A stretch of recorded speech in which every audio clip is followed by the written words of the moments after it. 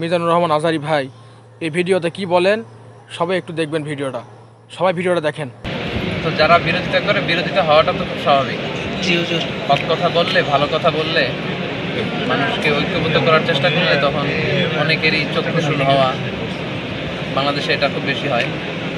মানে কিন্তু হুজুর আপনার যে বক্তব্য মনে করেন যে এই সমস্যাগুলো হয়। আপনার বিশাল বক্তের একটা ইয়ে আছে, আপনি এটা নিয়ে গর্ব করতে পারবেন আলহামদুলিল্লাহ। বিশেষ করে যুবক যারা আছে আমরা শুকরিয়া যে আমরা যে কথাগুলো আল-আজহারে শিখছি, এখানে শিখছি, এটা আমরা ছড়াই দিতে পারতেছি এবং মানুষ রিসিভ করতেছে, এটাই আমাদের সফলতা।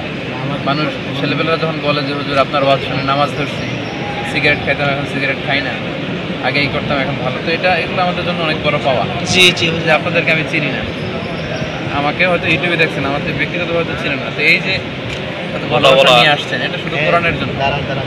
তো এগুলো দেখে অনেকের জেলাসি হওয়াটা স্বাভাবিক। জি হুজুর, এরা মনে করে যে